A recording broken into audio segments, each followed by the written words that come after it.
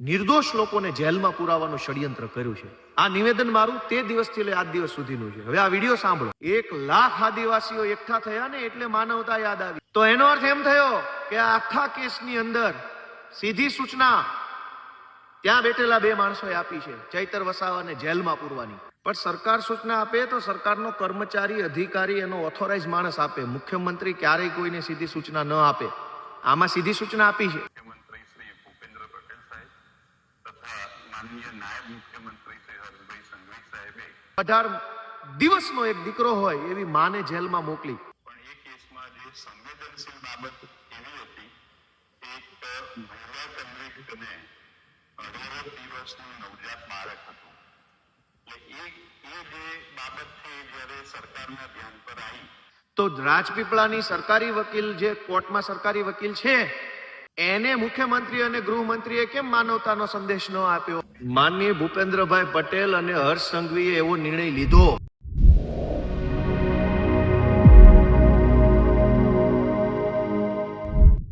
નમસ્કાર, તમે જોઈ રહ્યા છો ગુજરાત પ્લસ ન્યૂઝ અને હું છું ઉમલ. ચેતર વસાવાના કેસમાં એક નવું વળાંક સામે આવ્યું છે. ગોપાલ ઇટાલિયાએ પોતાના સોશિયલ મીડિયા પેજ ઉપર ચેતર વસાવાના પર જે કેસ થયું છે એને લઈને એક વિડીયો શેર કર્યો છે. તો આવો જોઈએ શું છે સમગ્ર મામલો. નમસ્કાર મિત્રો, આજે 2 જુલાઈ 2026 નો દિવસ ચૈતરભાઈ વસાવાના કેસમાં એક બહુ મોટી બાબત સામે આવી છે. જ્યારે ચૈતરભાઈને જેલમાં પૂર્યા ત્યારના એ દિવસે જે દિવસે ચુકાદો આવ્યો એ દિવસનું જો મારું મીડિયાનું નિવેદન સાંભળ્યું હોય તો એમાં હું બોલ્યો છું કે સરકારી પોલીસ, સરકારી ફરિયાદી, સરકારી સાક્ષી, સરકારી વકીલ બધાએ ભેગા મળી અને ભાજપના ઈશારે નિર્દોષ લોકોને જેલમાં પુરાવાનું ષડયંત્ર કર્યું છે. આ નિવેદન મારું તે દિવસથી લઈ આજ દિવસ સુધીનું છે. હવે આ વિડીયો સાંભળો. બહુ એક રસપ્રદ બાબત સામે આવી છે. આ સાંભળો. ડેડિયાપાડાના ફોરેસ્ટ ઓફિસર પરના હુમલા, ખંડણી અને ફાયરિંગના કેસમાં તાજેતરમાં નામદાર સેશન્સ કોર્ટે એમએલએ ચૈતર વસાવા સહિત અન્ય 8 જણને 7 વર્ષની સખત કેદની સજા કરવામાં આવેલી. એ કિસ્સામાં કાયદાનું કામ કર્યું છે. પણ એ કેસમાં જે સંવેદનશીલ બાબત એવી હતી, એક મહિલા કન્વિક્ટને 18 દિવસનું નવજાત બાળક હતું. એટલે એ જે બાબત છે જ્યારે સરકારના ધ્યાન પર આવી ત્યારે ગુજરાત સરકારના માનનીય મુખ્યમંત્રી શ્રી ભૂપેન્દ્ર પટેલ સાહેબ તથા માનનીય નાયબ મુખ્યમંત્રી શ્રી હર્ષભાઈ સંઘવી સાહેબે સંયુક્ત નિર્ણય એવો લીધો. માનનીય ભૂપેન્દ્રભાઈ પટેલ અને હર્ષ સંઘવીએ એવો નિર્ણય લીધો કે આ જે બેન છે એને જામીન અપાવી દેવા, છોડી મૂકવા. આ વિડીયોમાં આપણા ગુજરાત હાઈકોર્ટના સરકારી વકીલ શ્રી છે, તેઓ એવું જણાવે છે કે જામીન અરજી કરે ત્યારે સરકાર તરફે એટલે ગુજરાતની હાઈકોર્ટના માનનીય સરકારી વકીલ શ્રી એવું જણાવે છે કે ભૂપેન્દ્રભાઈ અને હર્ષ સંઘવીએ સીધી સૂચના હાઈકોર્ટના સરકારી વકીલ સાહેબ શ્રીને આપી અને વકીલ સાહેબ શ્રીએ હર્ષ સંઘવી અને મુખ્યમંત્રીની સૂચના પ્રમાણે કોર્ટમાં કામ કર્યું, જેના કારણે શકુંતલાબેનને જામીન મળી ગયા. હું આ જ વાત પહેલા દિવસથી કહું છું કે મુખ્યમંત્રી અને હર્ષ સંઘવી સરકારી વકીલોને પહેલા દિવસથી સૂચના જ ખાનગીમાં અને જાહેરમાં આપતા હશે. એટલે જ ડેડિયાપાડાની કોર્ટમાં નિર્દોષ માણસોને 7 વર્ષની સજા થઈ. આ સ્પષ્ટ રીતે સાંભળો, ફરીથી હું તમને સંભળાવું. કેસમાં જે સંવેદનશીલ બાબત એવી હતી, એક મહિલા કન્વિક્ટને 18 દિવસનું નવજાત બાળક હતું. એટલે એ જે બાબત છે જ્યારે સરકારના ધ્યાન પર આવી ગુજરાત સરકારના માનનીય મુખ્યમંત્રી શ્રી ભૂપેન્દ્ર પટેલ સાહેબ તથા માનનીય નાયબ મુખ્યમંત્રી શ્રી હર્ષભાઈ સંઘવી સાહેબે સંયુક્ત નિર્ણય લીધો. હર્ષ સંઘવી અને ભૂપેન્દ્ર પટેલે સંયુક્ત નિર્ણય લીધો કે ચૈતર વસાવાને ખોટા કેસમાં 7 વર્ષની સજા પાડી આદિવાસી સમાજને જાગૃત કરે છે એ કામ રોકવાનું છે.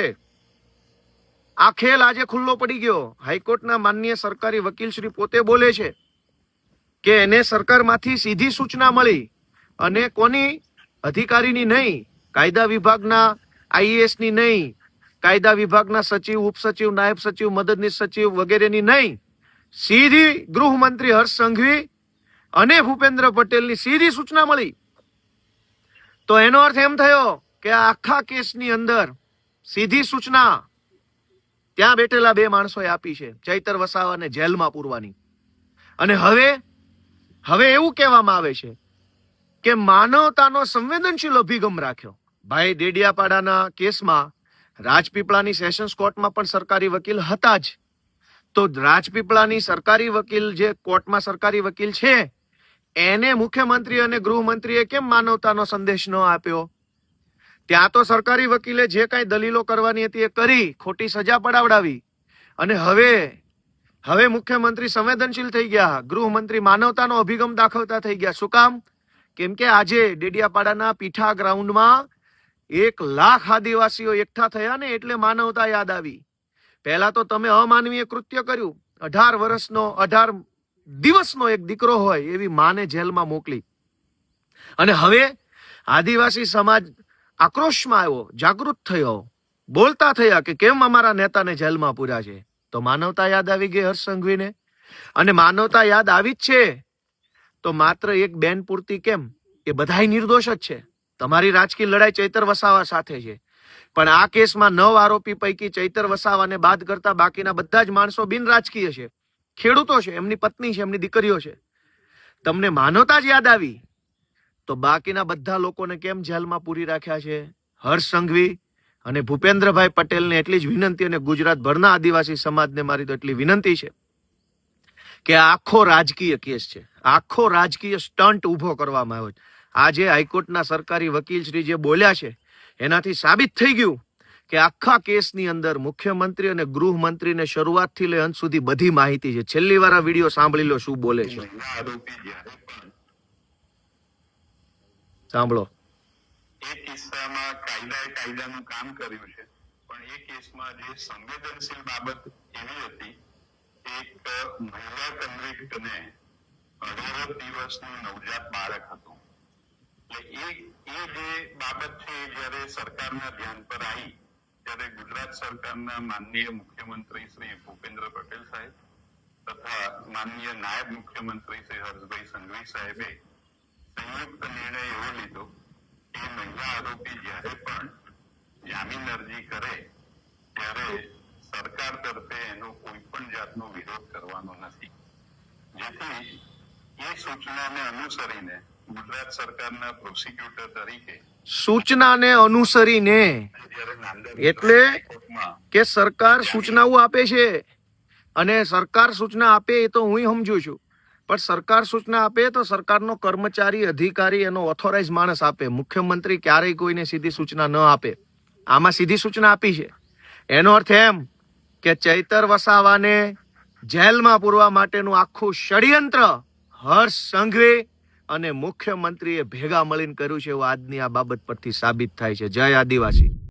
આ સમગ્ર મામલે આપ શું વિચારો છો? કોમેન્ટ કરીને અમને જરૂરથી જણાવજો. અત્યાર માટે બસ આટલું જ. નમસ્કાર.